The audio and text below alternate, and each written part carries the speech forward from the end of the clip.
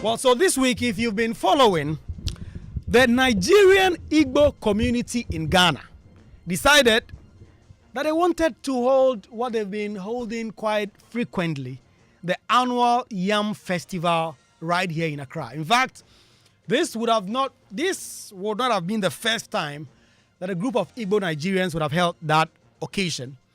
And in fact, there was a letter written from the Ghana Traditional Council to the Ghana Police Service asking for that event to be stopped. And on the face of that document, it disclosed two reasons. The first reason was that if the police allowed that event to happen, there could be a breach of the peace. As in, if the police allowed that event to happen, some disturbances may have happened because there will be people within the Ghana traditional enclave who may not be happy that Igbo Nigerians are holding such a festival on their land. One.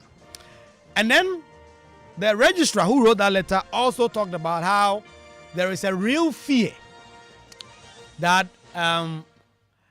there will be importation of foreign culture into the Ghana area, into our local. I mean, that was basically the reasons that the registrar adduced. In fact, in writing to the police and asking them not to grant or not to allow that event to happen. And the police did not put out any public statement to say whether or not they acquiesced. But subsequent to that, we had a message from the Igbo traditional or Igbo community in Ghana that said that they were no longer going to hold that event because of certain reasons and that they will consult further and they'll be back. So we ask, is there creeping xenophobia in Ghana? Is there a creeping distrust, mistrust, or fear of foreigners in the country? And what could be causing that? Especially since Ghanaian traditional authorities actually also celebrate their traditional events abroad. There are Ghanas that celebrate in London, Asantes celebrate Memphis, all over, Akwa, everybody. All the ethnic groups also have certain events that they celebrate outside the country. So what exactly is happening with this? We connect with some really brilliant minds right after these messages. Don't go away. Momo.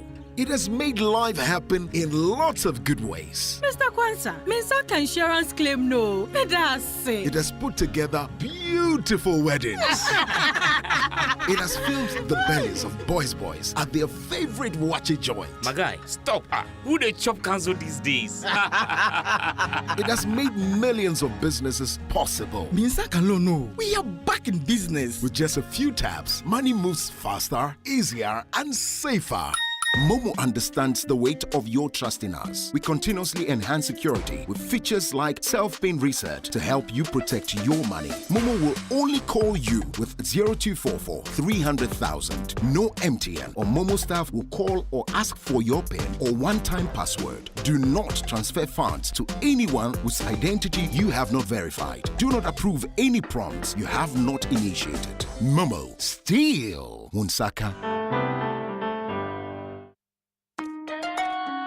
Son, we are so proud of you for setting up this hospital. I really love those hospital beds and waiting chairs. By the way, did you import them? No, Dad, I didn't. I actually got them from Kindle Books and Stationery right here in Ghana. Wow. We also bought our office supplies, safes, executive desks and chairs from Kingdom, and they gave us expert advice on how to set up our office. Guys, that makes 3 of us. I also got our sofa and bedroom sets, plus our dining hall furniture for our new home from Kingdom. Wow, Mom, that makes 4 of us. I usually get my stationery items from Kingdom, and my teacher also mentioned that our classroom furniture was provided by Kingdom. So there you have it. Whenever you're thinking about setting up an office or acquiring furniture for your home, etc., Kingdom Books and Stationery should be your first port of call. With over 40 years experience in the industry, we stock and supply a wide variety of globally sourced office and home furniture, stationery and equipment. Visit our head office, Takweje, Osu near the Osu Cemetery, Temania Community 4, Takoradi opposite Vijay Mays Plaza, Cape Coast, University Book Bookshop, Spintex Road near Absa Bank, Atomic Center Point Mall, Winneba University Campus, KNUST, the University Bookshop, and Santasi in Kumasi. You can also visit our shop online, www.kingdomstoreonline.com. Hurry while stock lasts. For further inquiries, contact us on 050-162-0810 or 0302-764-101. Email info@kingdomgh.com. Kingdom Books and Stationery Limited, where quality and affordability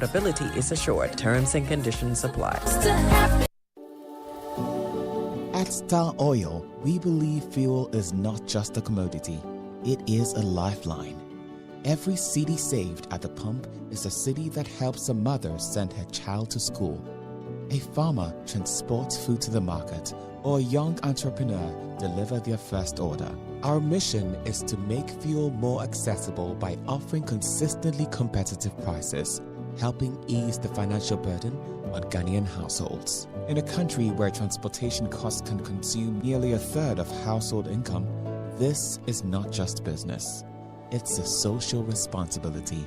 Star Oil, still quality and affordable fuels for all. Are you clapping? Are you giving God the glory? Hallelujah! Every day you wake up shouting, my business is not moving. Customers are not coming. But look, my brother, my sister, who are you deceiving? Have you smiled today? Do you have the confidence to smile? Your face alone is chasing people away. Yeah! We all know that the problem is not a spiritual problem. The problem is a dental problem. She was saying, use Pepsodent charcoal toothpaste to remove yellow. Somebody shout amen. Craft your smile with Pepsodent charcoal. It removes stains and whitens teeth. This advert is FDA approved.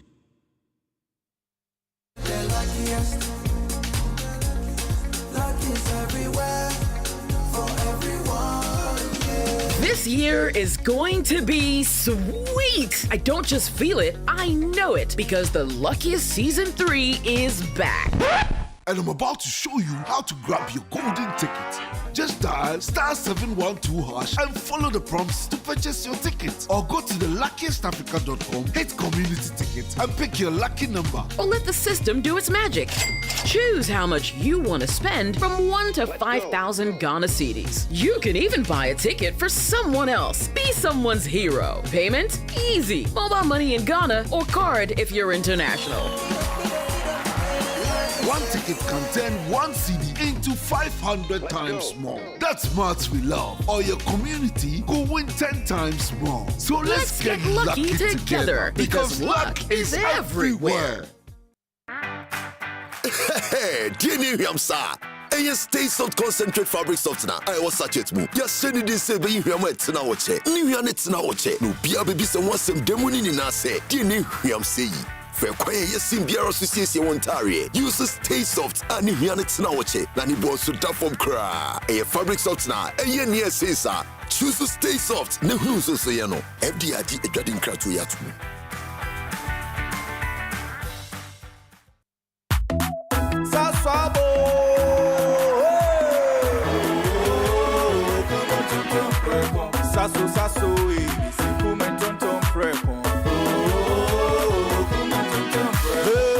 Sasso, mi se fume tonton preko. Edwana twa mi nye buseshe. Ye hakesia ne malaria. Minya me kone me sasso spray. Every mosquito study run away. Oh, come on tonton preko. Sasso, mi se fume tonton preko. Oh, come on tonton preko. Sasso. This advert is FDA approved. Welcome back to Ghana Connect. USB.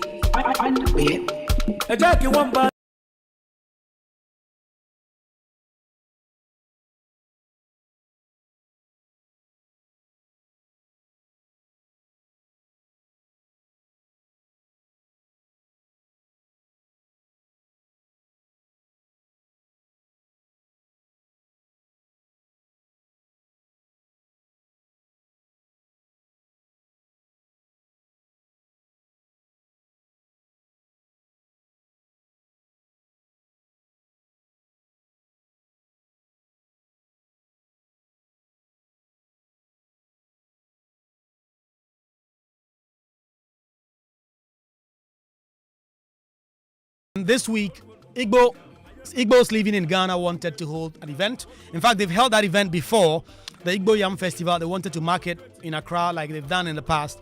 But they were stopped because certain people did not feel comfortable about that.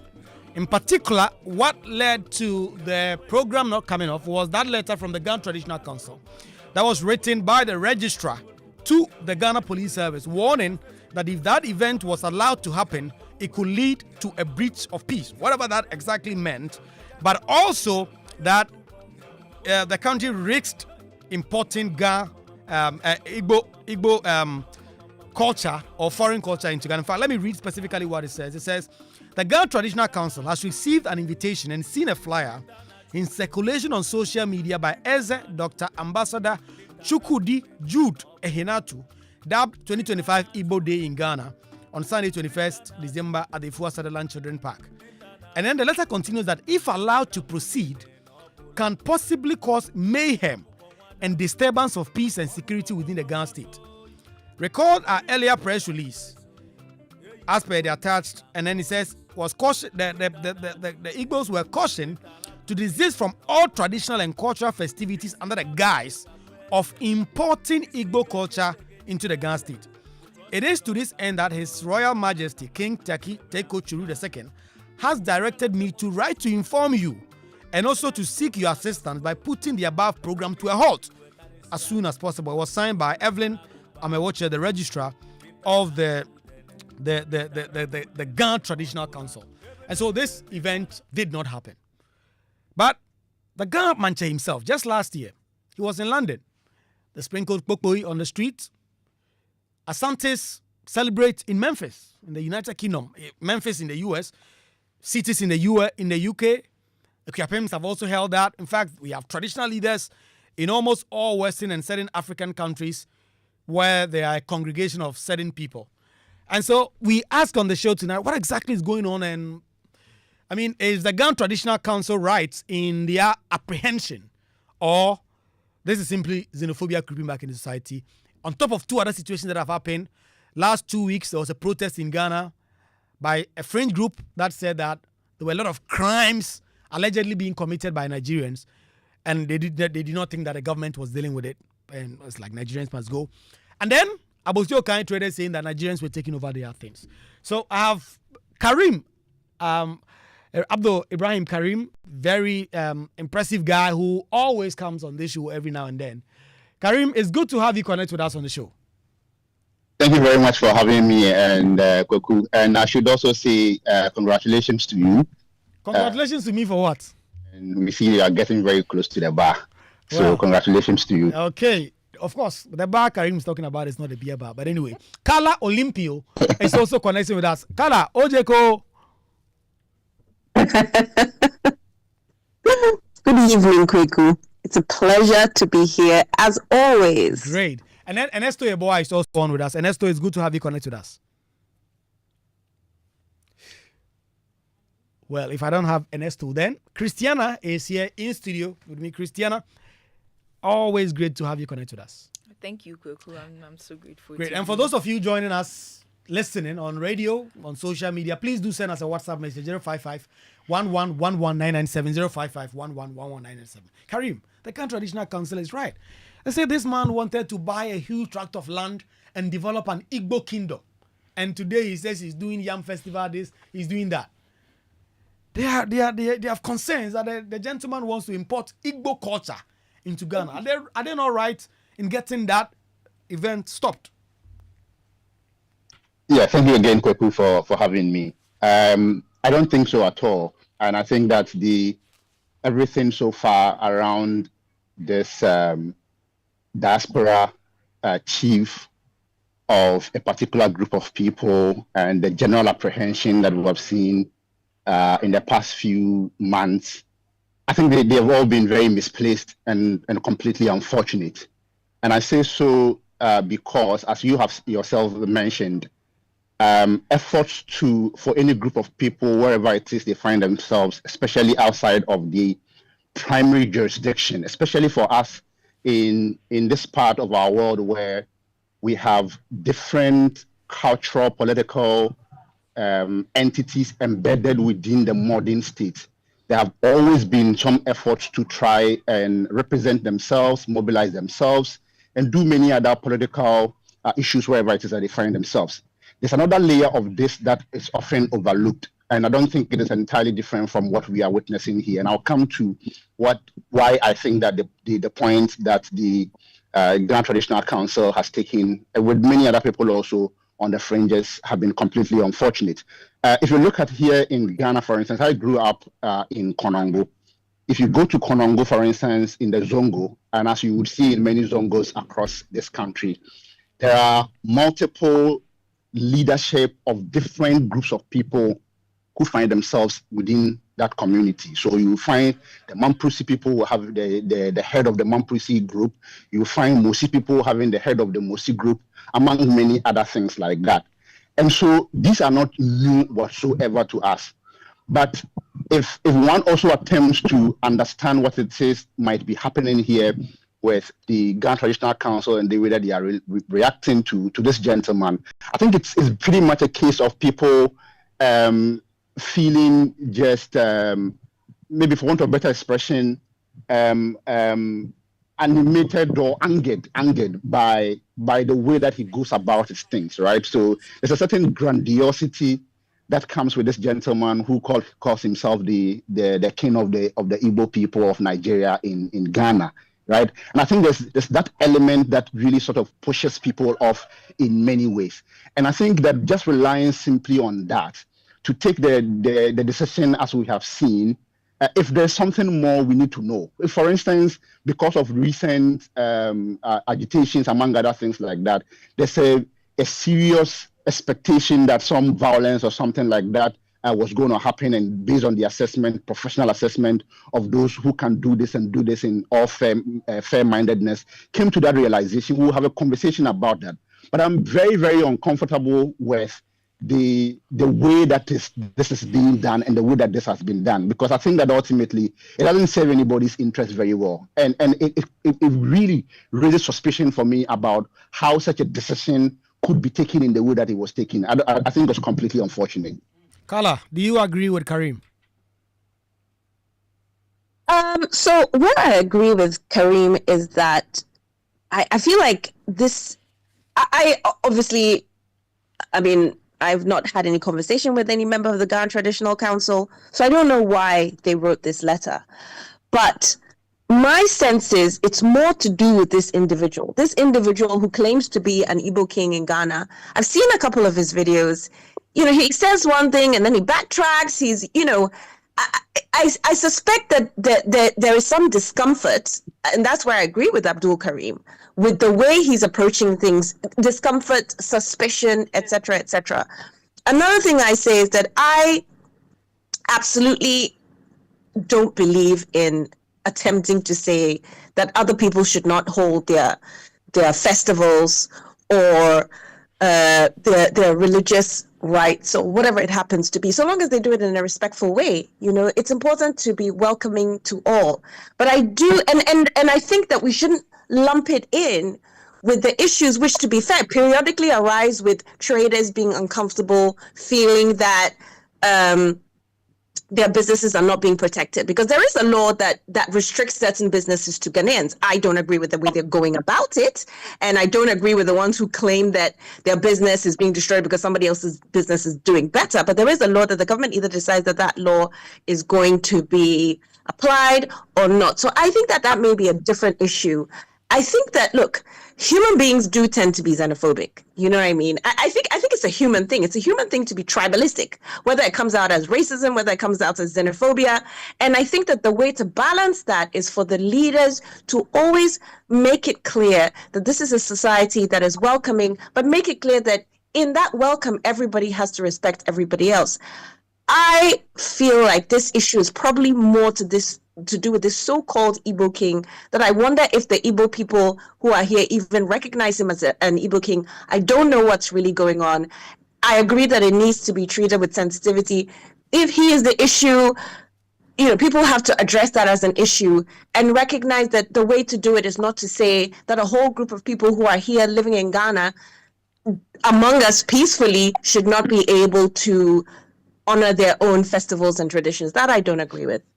So, Ernesto, I suppose then you agree the point Kala makes, that it is much about this particular leader of the group than it is about some people trying to stop Nigerians, Igbos living in Ghana, from celebrating. Well, our incoming lawyer, congratulations in advance. Thank you. I think Karim took the wind out of my sail, but better late than never. Kwaku, I think that either ways, we have no case. And I agree with, all, speakers on this subject, that we could have done better.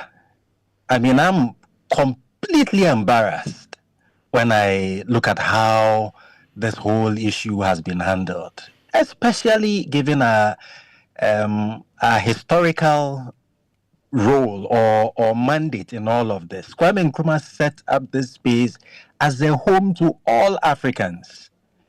And so to hear that certain authorities have gone ahead to put these negative sentiments on paper, it's something that embarrasses me. I'm so ashamed that this would happen in Kwame Nkrumah's Ghana.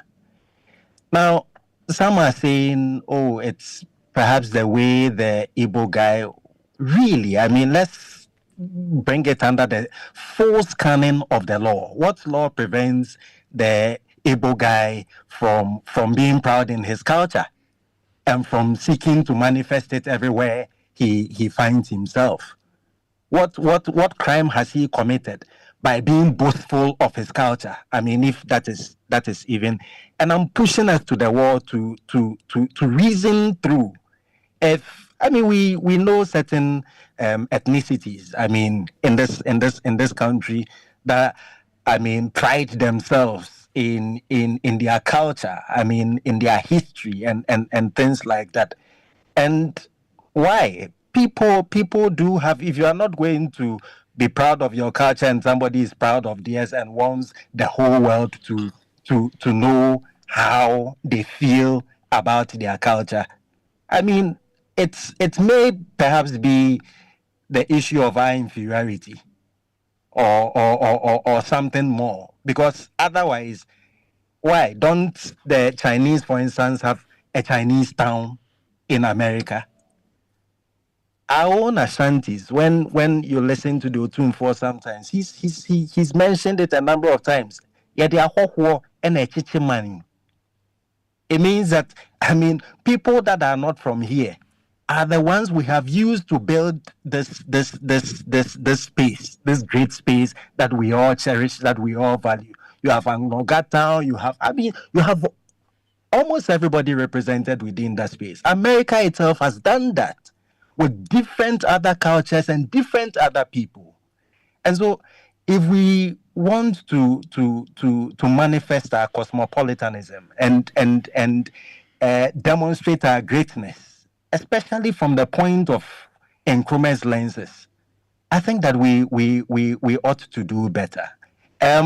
Legally, question is, did the police have the right to stop them? Maybe the police didn't even act on the letter. But to the extent that till date we don't know what the response of the police was, is in itself worrying. It's such a bad precedent that anybody can say that, well, it is the police that contacted them to say that, hey, call off your program. Or one could say that the police did nothing about it, depending on. So we need to be clear, how did our institutions of state act in relation to this letter? And in a situation where, the Ghana Traditional Authority was threatening mayhem, violence, and to the extent that they even go on to write it, put it on paper, I'm disturbed. That was the first reason. Yes. And Esther, please hold it there for me, because you've made a lot of points that I think we should interrogate, and then I'll come around the table again. Christiana is here. She's put on a face that gives me an impression that she strongly disagrees with you. Well, my fellow panelists have made a very critical point, and I mean, I respect all opinions. But then again, Kwaku, you see, culture in our society and how people accept it differs in a lot of ways. And then when we are trying to practice this and we don't put critical attention to it, we might tend out to be doing the wrong thing. I don't disagree with the fact that the Igbo king wants to showcase his how he is proud of his culture and all that. But then again, when you go to a community, there's always the right thing to do when you go to a community. There's consultation. There's a lot of things that you need to do. So what am I trying to say? I feel like the Igbo king did not do his research well when it comes to the issues that has to do with the Ga Traditional Council and how they do their things. Let's say previous years, they allowed him to do certain things that he did, and it was fine with them. But then I also look at it in this angle. We see how the Ashantis has been able to hold the Ashanti kingdom together, and how Otunfo has been able to put some respect on the Ashanti kingdom. So me, this is how I see it. Maybe the Ga Traditional Council is also trying its best to also put their communities and the things that they do in a community together. So maybe this is just a stepping stone to be able to, set things right within the community. But it always has a better way to be done. Things has to be in the right senses. So, Karim, broadening this conversation a little bit. Growing up, and I've always been told about how Ghana is very hospitable. I've held quite a very nuanced view on that, because I've seen how people treat minorities, even Ghanaian minorities. Say Zongo communities in a certain predominantly group, or a predominantly Zongo community that has a certain minority. And so even that question of hospitality, do you sense that it is unraveling now, given all the things we've seen with this Nigerians issue, the Igbo thing, protests here and there coming up? In fact, the Nigerian president had to send a minister of state for foreign affairs to come and listen to the government in terms of what exactly is happening. Every now and then, do you sense that we may be getting towards what South Africa do every now and then with those xenophobic attacks, or that is stretch and our hospitality thing is unraveling? Well, so I think on this I would have just too much to say that I don't even know where to start from. Because, and I think a few years ago, I did write a very personal reflection on this subject when we were back on our perennial high school Muslims. Can they pray in school? Can they not pray in school? Is every school in Ghana, other than stated otherwise, a Christian school, among other things like that? And I've made a point that for somebody like me who has grown up in a family, almost half of it Christian, half of it Muslim, among other things like that, a bit of Akan here, and a mix of Musi and many other groups here and there. I tend to agree with you that a lot of it really is very, very superficial. But I don't want to also draw too much on it, because I suspect in every other country you might find elements of those kinds of things. And so generally, even though it is problematic, one can say, for instance, that it is not exclusive to Ghana. But there's something there for us to worry about. For me, the way that I use that to reflect on this issue at hand is that it's much more a symptom of the very poor and critical decision-making and our reactions across many other spaces. Because when I look at and I agree with Ernesto about the extent of embarrassment that this really presents. When I look at it at the end of the day, whether or not one likes the gentleman, do you sense that it caused any embarrassment? Because on social media, of course, you have voice like Ernesto, yours, others who've spoken against it. But when I made posts, there are people who really came at me and said, "Listen, this guy has even got to tell me to make certain posts." So it appears certain people don't feel quite embarrassed about anything of this sort. I think that is true. That is true. Certain people do not feel embarrassed about that. And for me, they don't worry me as much as the leadership does. And that's why I'm trying to bring this back to the leadership, because I think that in terms of the different perspectives and rather uncomfortable ones, even bigoted ones that people will have and all, there's only so much that one can do, except for, of course, trying to educate ourselves, critiquing those things, challenging them. But I want to really look at the leadership, because for me, I don't think this problem, even despite all that it is that we have heard recently about this chief who's leading his people in Ghana and all of that, I don't think anybody would have raised any eyebrows whatsoever if we didn't get that rather frontal, aggressive note to caution them against it and all. You see, I appreciate that there's a lot of progress ongoing, there's a lot of recognition ongoing, and there's so much that the government in this very short period that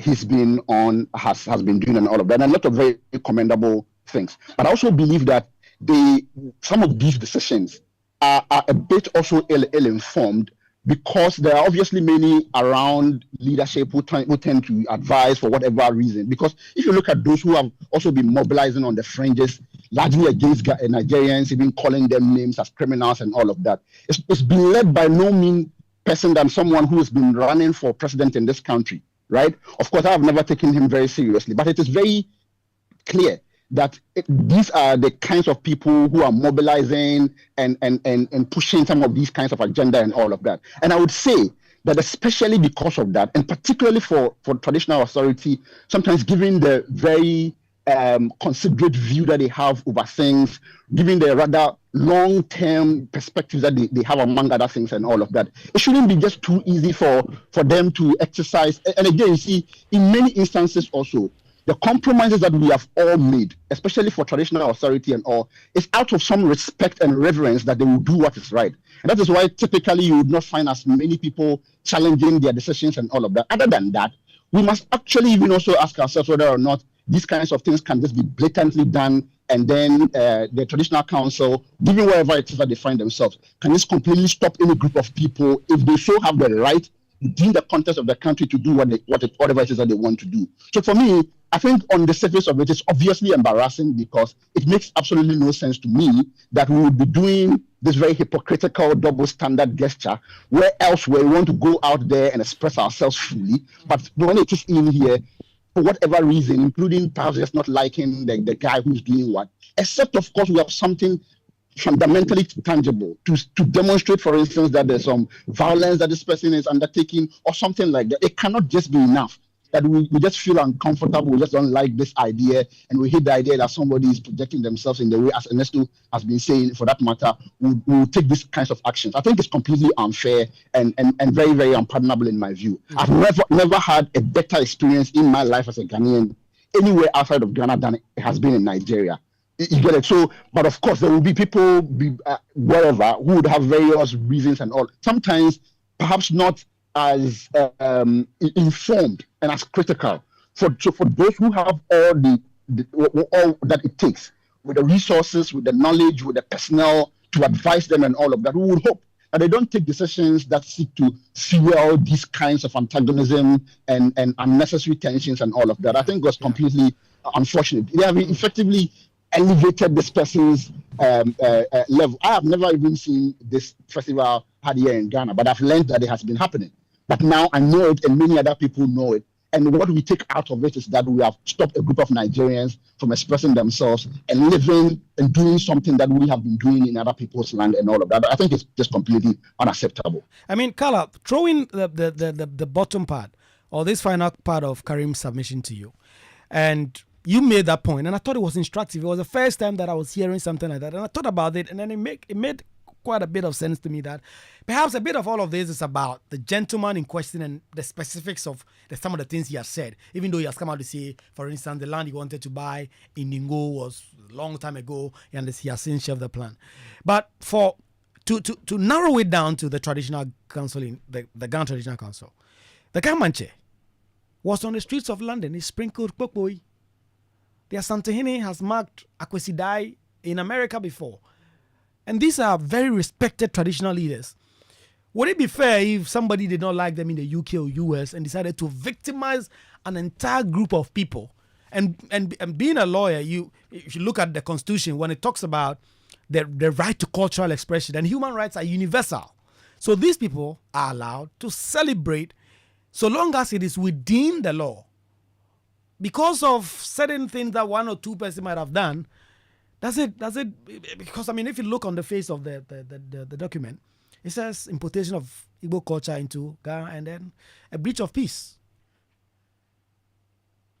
Let me just take it back a few steps, because firstly, when I think that, to trivialize the possible concerns, again, I don't know what the actual concerns are of the Ghana Traditional Council, apart from what they put in the letter. To trivialize the possible concerns to, is it because somebody else is proud of their culture, or is there any law? First of all, there actually are different layers of law. Kwaku, you will know that. Most of us will know that there is the statute law, there's the common law, there is traditional law as well, right? Which needs to be respected. And like I said, let's not trivialize the possible concerns, because the best way to address this issue is to try and understand what's going on and then address it, right? But to dismiss the concerns of the Ghana Traditional Council by saying, oh, is it because somebody else is proud? Now, like I said, when I first got, the invitation to come on this program, I thought, gosh, this is all a bit ridiculous. It's a bit trivial. But I thought about it. And like I said, this individual in question, people are calling him the Igbo king, but it seems he calls himself the Igbo king. I'm not sure that the Igbos see him as a king here.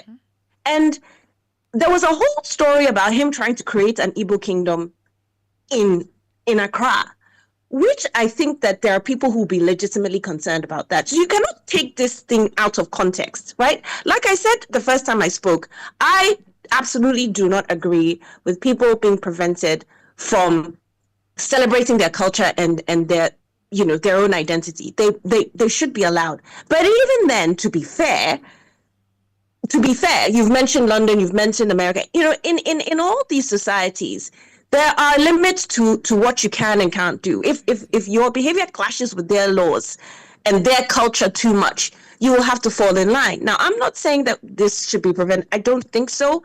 But I do suspect it's deeper than, and I suspect it's about this individual and how he's presenting himself in a way that makes it seem like he's trying to create his own fiefdom here. I think that is, and perhaps this was an overreaction. And if it was an overreaction, I think it needs to be addressed, right?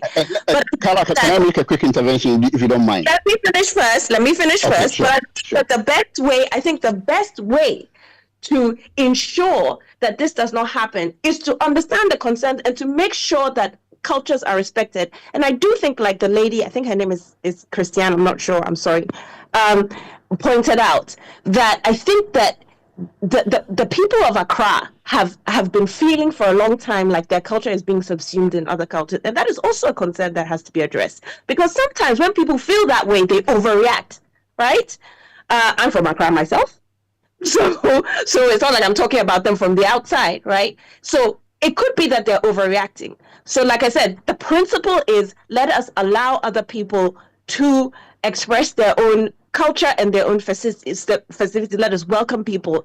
But on the other hand, let us not dismiss the concerns, because like I said, this particular individual has been in the news a lot, has been making a lot of noise, and I think he's ruffling a lot of feathers. Maybe if he was not doing that, this wouldn't have happened. Yeah, Karim? Yeah, Kwaku, I just wanted to just draw Carla's attention to this, because I think also part of why you might be struggling and keep asking if there is not a more serious reason is because you are looking beyond what it is that the Ghana Traditional Council themselves have said. And that is what Kwaku has read to you. And for me, I think we need to stick to that. And if that were not good reasons enough, the Ghana Traditional Council should not be adducing them. And so if you step aside that, I think you will struggle to speculate on other things that may not also necessarily be true. I think the feeling that you are talking about is right. If I could just make this final point, I think the feeling that you are talking about is right. But you must also look at that feeling within the same context of what it is that happens elsewhere in other parts of the world. And I believe, for instance, I think you are in the US or in the UK, and you know this better than I do, that this kind of sentiment has also been found to be just grounds for people to also engage themselves in very xenophobic, anti-immigrant, very bigoted and offensive ways. So at the core of it, what we must do to be able to accommodate the feelings and sentiments that people may have, that their culture may be being undermined and all of that, is to judge them by what it is that they themselves have set for themselves. And if you look at the way that when it comes to this Igbo community in Ghana and their leadership and all of that, I don't think that the way that that's been engaged is inspiring at all. I think that the reasons have been given, and we must engage those reasons beyond any other thing that we can speculate. So here's the thing, Abdul Karim. I'm actually in Accra, right? And so number one, yes, I take what the Ghana Traditional Council says on the face of the letter, right? But I cannot also take it out of the context of what we all know has actually been happening here in Accra and here in Ghana, right? That is the context. So while yes, and I have made it clear that I don't know what they're thinking, but there is context to this thing happening right now, and that is the wider context.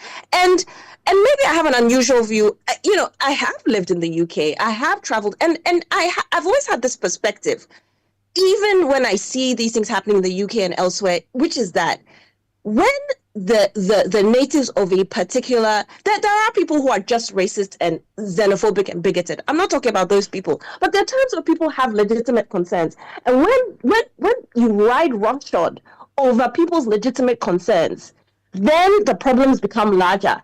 You don't ignore them. You don't pretend they're not there. You listen to them, right? You hear them out. If there is a concern that is a legitimate, then you address it. If there's a concern that comes out of pure bigotry and prejudice, then you say, look, this is not the kind of society we're building, so we don't agree with this. But you don't ignore people's concerns, and that applies, and it should apply everywhere in the world. Everywhere, including the United States and the UK, Europe, everywhere, Africa, everywhere. Okay. Because people often have legitimate concerns that do need to be addressed. And that is the way to get everybody to live together peacefully. But when you ignore concerns, then people now explode. This has always been my perspective.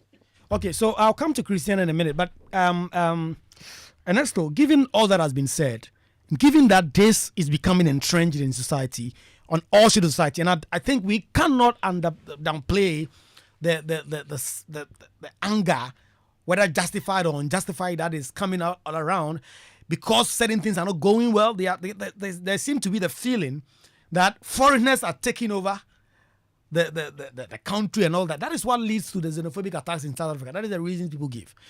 What should the Ghana Traditional Council that has been talking about it, what should they be doing? They've written this letter. And there's a government role in this. In that letter, they copy the Ministry of Religious Affairs and Chieftaincy. They have some role to play. There's something that must be done. Conflating attacks on the business people with this thing. Is it the same thing? I'm not. I'm trying to make the point that. But I think they are really connected. Exactly. I don't think we should really. There's a certain feeling. They are very much connected. Exactly.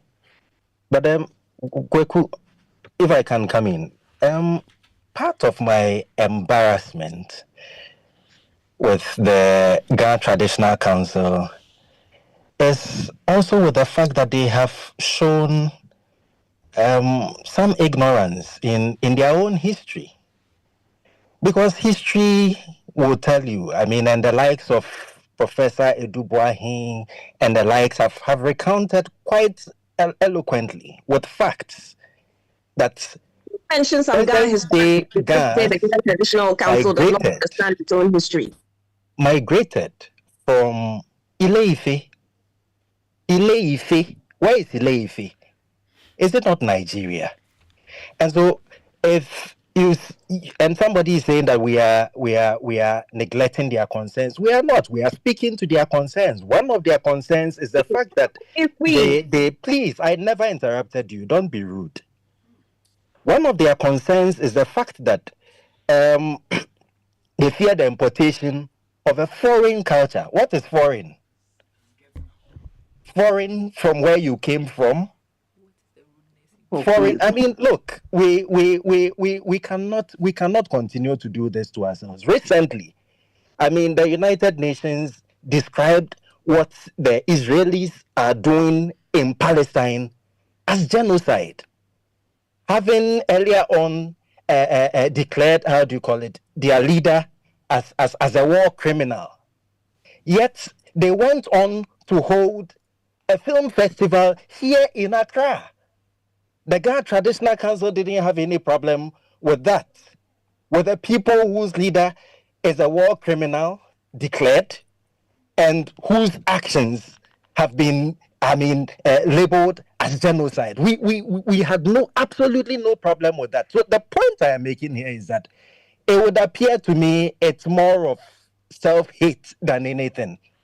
Because when those who share our skin color are doing it, then we are angry.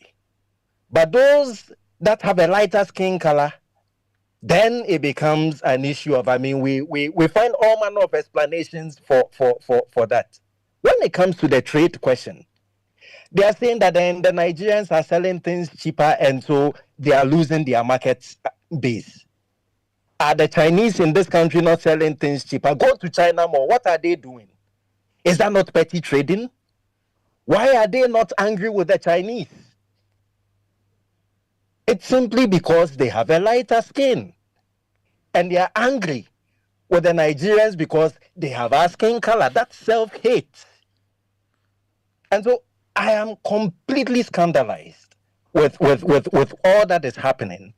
And the earlier the authorities, of this state, in fact, Ghana is a republic. And so for us to even be talking about kingdoms, and I think we have to put things in their proper places. Otherwise, some of these exaggerated, bloated terms of self-importance is what is leading to some of these very embarrassing actions. Christiana, what should happen going forward to resolve some of these issues to get to a point where we really live harmoniously with our neighbors? So, Kwaku, I actually disagree with Ernesto a little bit, but let's not go there. This is a very, very critical issue, and it needs to be tackled with so much. So we should put sensitivity aside and then emotions and all that aside. Now, if the Ghana Traditional Council really want to put things in place or to uphold the values and cultural values on whatever they have in Accra and so high in a high esteem so that nobody will breach, I think when foreigners come to this land to do whatever they have to do, their value should be spelled out to them. Because I believe that whenever you go to any territory, you would have to respect the kind of things that they do there. I mean, nobody is saying that Nigerians cannot come here and come and showcase their way they are proud of their culture and all that kind of thing. It is well accepted because that's the kind of way we bond. We learn different cultures and all that. But I think things needs to be done in the right way. When you look at history and some of the occurrences that has been happening in Accra, most of the serious crimes that have been happening in Accra, you could link Nigerians to it. And I think that the letter that was brought out by the Ghana Traditional Council did not really spell out what exactly they wanted to say because of maybe some one or two reasons. But let's not close a blind eye to that. No, but let's not do that to the Ghana Traditional Council. They want things to be done right. When foreigners come here and they want to settle and they want to, mingle with us, we should be able to state out what our values are, what we believe in, the limits they can go. Going forward, I think that's what we can do to protect whatever we have. There are a couple of messages that have come in, and I've gotten just a call that somebody wants to speak. Dr. Asante, we'll put them on quickly, and then we'll have very brief words around the table. This one is from Christy, listening to us in La Paz, says, good evening. Please ask the Igbo people who are staying in Ghana. In Nigeria, do they celebrate the Yam Festival in Lagos? They do not. They do that in their hometown, not in other areas. If you give them 1 inch, they will take 1 yard. Well, that is some of the hysteria people talk about that. Well, this is hysteria. This one didn't add a name, but it says, good evening. Have you ever heard of Ghanaian diaspora kidnapped, raped, robbed, or killed somewhere over there? But there are clear evidence on Ghana social media that some Nigerians are, we can see that. And this one says, I believe this Igbo chief has been misinterpreted. These people are people who love to unite themselves wherever they find themselves, which I believe is very normal for us Africans when we find ourselves in the diaspora. This one is Joseph Etta says, I am a Cameroonian, and I remember very well when I was in Yoyo, Cameroon, where you find a majority of Ghanaians in Cameroon. They do celebrate some of their festivals over there, and we join them to celebrate with them. It is in Yoyo that I discovered Wache and other Ghanaian delicacies. I live in Accra, Teshi, and I even look forward to meet some Cameroonians here, but I just haven't met one before. So it's normal. He's just promoting his culture, even in the diaspora. Joseph Atta, thank you. He said you love this program. Thank you very much. Major in Northeast said, congratulations in advance to you. Very happy to hear this. May the Lord guide you. Okay, well, thank you very much, Major. And this one, last one says, there is nothing wrong with the Igbos celebrating their festival in Ghana, especially in Accra. After all, Ghanaians themselves have adopted Jewish festivals under the cover of Christianity, as well as Arab festivals under the cover of Islam, as part of our culture. And here we are still being celebrating those. Has that stopped or changed our indigenous festivals? We are gradually becoming something else. So, guys, don't go. I want to listen to Dr. Kwaku Asante, who's just called in to make a brief point, and then we'll wrap it up around. Doc, it's good to have you connect with us. Yeah, Kwaku, thanks for the opportunity. Greetings to your panelists. Something has just struck my mind, and I want to find out from you. Is it the case that there was an idea that they wanted to build an Igbo kingdom in Ghana? Well, can that one be confirmed? Well, something of that sort came up. News articles came up of the gentleman in question said he wanted to build an Igbo kingdom on a certain land in Ngo Pram. Right. He said he did not mean it in the way it was construed, and he has since actually withdrawn. And this was in 2020. He did not know why some people just brought it up in 2025 and made it seem as though it was something he was doing, and he has since shelved that idea. Yeah, if that was the case, then I'm sure that's the basis of the Ghana Traditional Council's apprehension, because some of your members were asking, if you go around the world, you see people manifesting themselves. That is true. In America, you have the Chinese town and all that. That is true. But I'm not sure you can find any group of people around the world building their kingdom in a foreign land. That is a problem. And then one of your panelists was saying that, yes, Nigerians and gas come from Ilefe and all that. But I'm sorry to say that, yes, if that history is correct, and you are saying that, is it the case that you want to allow Nigerians to build their kingdom in Ghana? Then, if that argument is anything to go by, then also you must extend the conversation to Monday or today's Mali, where Akans come from. Can Akans go there and build their kingdom there? Or the vice versa? Right. I respect that everybody, wherever you are, you should be allowed to manifest yourself and all that. That one, I respect that position. But if this kingdom argument is anything to go by, then I'm sure that could be the basis of the Ghana Traditional Council, the apprehension. Dr. Kwaku Asante, VMate, he was my lecturer when I was in the University of Ghana many years ago. Thank you very much for coming on and sharing your views. Thank you very much, Prof. Carla, where do we go from here, Carla? Well, where we go, first of all, is to, I think, forget about some of those things about where supposedly Ghana people came from. They are from here now, right? This is where the problem is. We're not going to go back to wherever we supposedly came from 10,000 years ago. This is where we are from, right? And so for me, the way forward, like I said, is everybody has to respect each other. Everybody. If you are here, wherever you are, wherever you go, if you go to another country, you respect their norms. If people come here, they respect our norms. I think that this may have been an overreaction, but it comes in context. And the worst thing that we can do is to dismiss and minimize people's concerns as self-hate. This is not self-hate, right? Let us respect the Ghana Traditional Council's concerns. Let them address it. And let us also make the point that, look, we want to live in a society where people feel welcome, where they can practice their customs, so long as they also respect of the customs of the people here. That's it. Karim, you heard Kwaku Asante. He says these things has real antecedents. That is why these issues are coming up. Yeah, and I couldn't disagree more with Professor Asante because you see, it is also why we are catching at straws on this matter. This matter has been evidently clarified whether or not one believes it. And it takes us to always have to go back and try to reassure ourselves that we know something negative. And for that matter, maybe is that why? For me, I think that only goes to suggest that. And again, as the conversation has gone on around on this platform, the reasons have been given us. We cannot think about any other thing else. We need to stick to those things. And as much as one may have whatever sentiments, and rightly so, I think that in this context, it is completely misplaced. And it is why the reaction that we have seen is also completely misguided, and why that doesn't serve anybody's interest at all going forward. Let me give you the last word. Christian, I'm not giving you the last word. Let me give the last word to Ernesto, just briefly. Ernesto, I know you did a lot of summary in school, so very briefly. Ernesto. So let us stop infantilizing the Ghana Traditional Council. They have stated clearly what their concerns are. And so to be imagining any other concerns for them infantilizes them. I think this is not imagination. These are real concerns. We are committed to sticking to the issues that they have put across. And we are not dismissing them. We are addressing those concerns that they have put in the public domain. And we are simply saying that with all due respect,